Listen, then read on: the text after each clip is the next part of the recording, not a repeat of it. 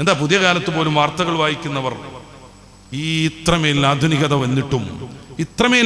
വന്നിട്ടും സ്ത്രീകൾ ഇപ്പോഴും എല്ലായിടത്തും പീഡിപ്പിക്കപ്പെടുന്നു എന്ന് വിഷമം പറഞ്ഞുകൊണ്ടിരിക്കുന്നത്?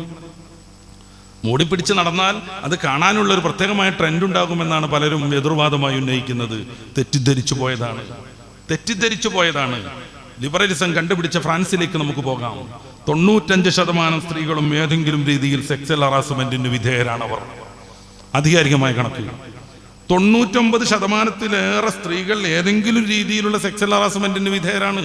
മൂടി പിടിച്ചാണോ നടക്കുന്നത്? അല്ലല്ല, ശരീരത്തിന്റെ ഏകദേശ ഭാഗം പ്രകടിപ്പിച്ചുകൊണ്ട് നടക്കുന്നു. ശരീരത്തിന്റെ ഏകദേശം ഭാഗങ്ങൾ പ്രകടിപ്പിച്ചുകൊണ്ട് നടക്കുന്നു. അമേരിക്കയിലെ കണക്ക് മുമ്പ് ഞാൻ പറഞ്ഞിട്ടുണ്ട്. 4,80,00,000 ജാരസന്താനങ്ങളുണ്ട് ആ നാട്ടിൽ. 4,80,00,000 റിപ്പോർട്ട് ചെയ്യപ്പെട്ട ജാരസന്താനങ്ങളുണ്ട്, വ്യഭിചാര കുട്ടികളുണ്ട്. എങ്ങനെ വ്യഭിചാര കുട്ടികൾ ഇത്രമേലുണ്ടാകുന്നത്?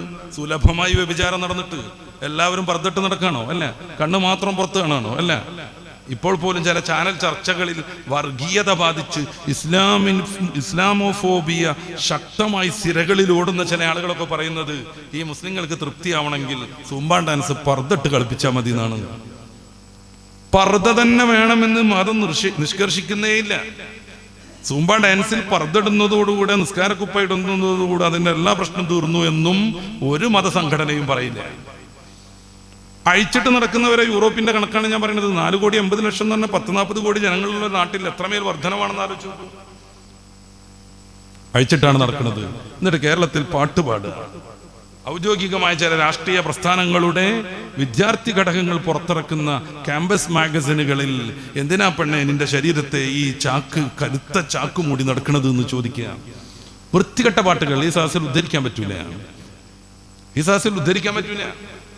പുരുഷലിംഗത്തെ കുറിച്ച് പറയാം, അത് നിങ്ങൾക്ക് കിട്ടാനല്ലോ എന്ന് പറയാം. വൃത്തികെട്ട വരികൾ.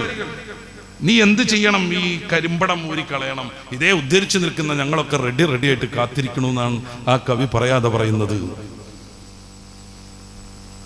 അപ്പോ ജനങ്ങൾ കൂടുന്നിടത്ത് സ്ത്രീകളെ നോക്കുന്നിടത്ത് പുരുഷന്മാരും പക്വത കാണിക്കാത്ത കാലം ഈ പീഡനം സഹിക്കേണ്ടി വരിക തന്നെ ചെയ്യും. വാർത്ത വായിക്കേണ്ടി വരിക തന്നെ ചെയ്യും. സ്വൈസിന്റെ നേതാവല്ലല്ലോ പണ്ട് പറഞ്ഞത്. പ്രായോഗിക ബുദ്ധിയോടുകൂടെ കാര്യങ്ങളെ പരിഗണിച്ചിരുന്ന മുൻ മുഖ്യമന്ത്രി നായനാരാണ് പറഞ്ഞത് സ്ത്രീയുള്ളിടത്ത് സ്ത്രീ പീഡനം നടക്കുന്നു.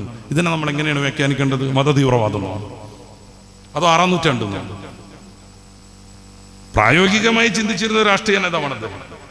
അദ്ദേഹം പറഞ്ഞു സ്ത്രീ ഉള്ളിടത്ത് സ്ത്രീ പീഡനം നടക്കുന്നു എന്ന് വെച്ചാൽ സ്ത്രീയായിട്ട് നടക്കാത്തിടത്ത് സ്ത്രീ പീഡനം നടക്കും.